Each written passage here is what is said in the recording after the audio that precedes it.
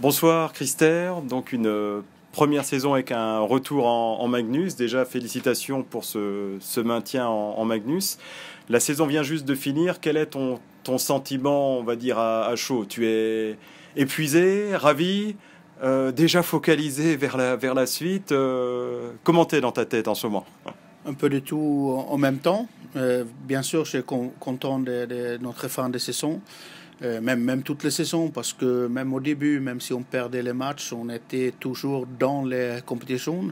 Je trouve que c'est une équipe qui a évolué toutes les saisons, qui a grandi, un club qui a grandi, rentré dans le niveau des Ligues Magnus. On a certes eu pas mal de changements, mais on a aussi découvert beaucoup de choses sur la route. Et finalement, on peut dire on a mérité à rester. Je suis aussi très content et fier on a eu beaucoup de joueurs qui ont fait les voyages avec les clubs, qui est là depuis au minimum un an, voire plusieurs années, qui tous arrivaient à pris des pas et même montrer des élargissements de niveau pour jouer en Ligue Magnus. Ça, c'est une très bonne satisfaction. Oui, c'est vrai que c'était un mélange de joueurs expérimentés qui connaissaient la Magnus, et tu viens de le dire, des joueurs qui étaient en D1 l'an passé et qui ont montré. On avait l'impression qu'il y avait un gros écart entre la D1 et la Magnus, mais on a vu que des joueurs avaient tout à fait le niveau. C'est un gros écart. On a vu beaucoup au début, on prenait énormément les pénalités, on était un peu en retard, un peu timide, un peu mal à l'aise dans le tempo au début.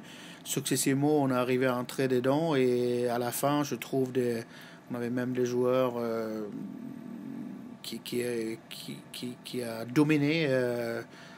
Qui est venu de D1.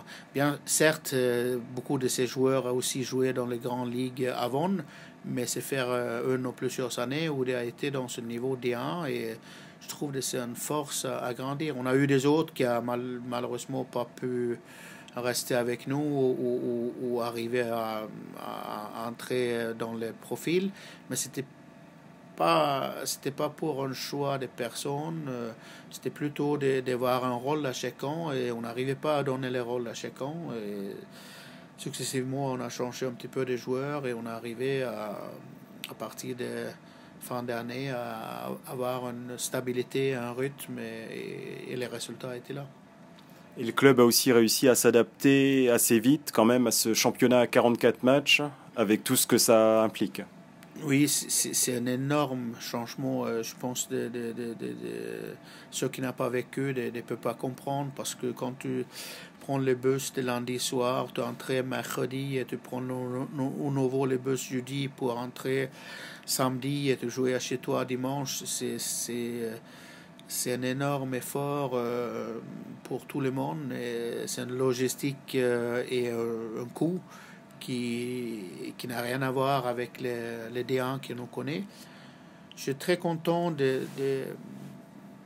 structures des clubs, soit c'est le hockey majeur ou les mineurs, commencent à prendre parce que je sentir pour la première fois depuis quelques années, on est en train de pérenniser quelque chose. Bien évidemment, c'est encore des boulots à faire, mais je pense que notre club a vraiment besoin d'apprendre un pas dans les structurations et les fonctionnements.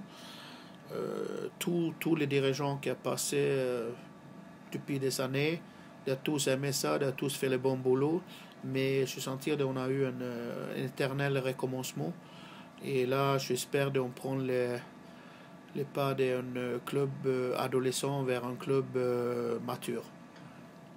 Alors au niveau du jeu, je repense juste à une interview qu'on avait fait avec le coach de Chamonix que tu connais bien, Heikki Laimé, qui nous disait lors de l'interview qu'en Magnus, il y a trois critères très importants, ce sont les supériorités numériques, les infériorités numériques et le gardien, et que c'était trois postes maintenant, enfin trois situations clés dans la Magnus.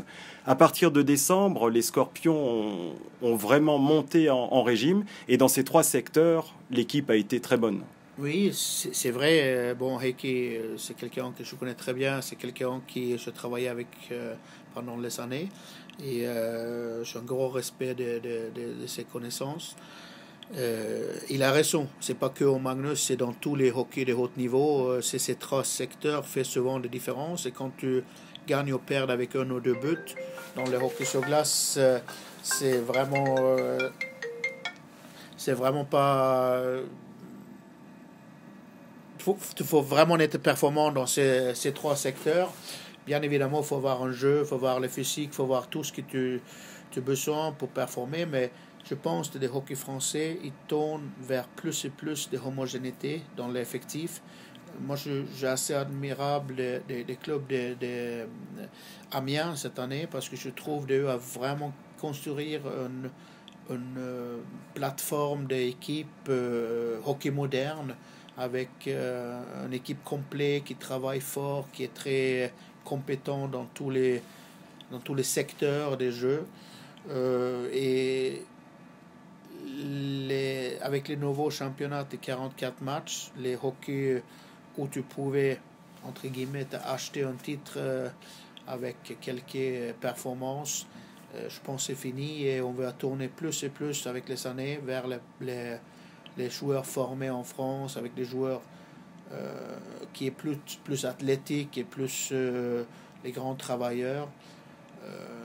On regarde Suisse, qui aujourd'hui est constitué par une grande quantité de joueurs physiquement et tactiquement et techniquement forts, mais pas des vedettes. Et donc on ne veut pas monter les plus hauts niveaux, mais on veut monter les plus bas niveaux. Et ça va être bénéficiant pour les hockey français dans les championnats, mais également dans les équipes nationales. Ok, peut-être juste un mot sur ton travail en ce moment. Tu es déjà évidemment focalisé sur la saison qui vient. Tu as déjà des certitudes sur ce que tu veux entreprendre pour l'année prochaine, même si c'est sûrement difficile? Tu sais, entre qu'est-ce que tu veux et qu'est-ce que tu peux, c'est une grande différence. Bien, certes, je pense qu'on a un poil plus attractif cette année, parce qu'on n'est plus des promus et les gens savent à peu près qu'est-ce qu'ils peuvent attendre de nous. Je sais qu'on travaille bien ici, on a une réputation, on a été bien avec nos athlètes, soit assez extra-sportifs ou sportifs. Donc, on va essayer à faire... réunir tous les critères que tout le monde attend. Donc, tout le monde attend de conserver cette équipe, tout le monde attend de renforcer cette équipe, tout le monde attend de rémunérer cette équipe un peu mieux, et les clubs, on attend qu'on arrive à trouver une économie qui est mieux. Donc, on faut essayer à nous réunir tous ensemble, à partir des spectateurs, passant par les partenaires, les collectivités, et nous, dans les clubs, à travailler pour réunir des moyennes adéquate pour continuer à grandir et peut-être espérer à faire un résultat encore mieux l'année prochaine. Ok, merci beaucoup Christer, et bon début de préparation. Merci à vous et à bientôt. Merci.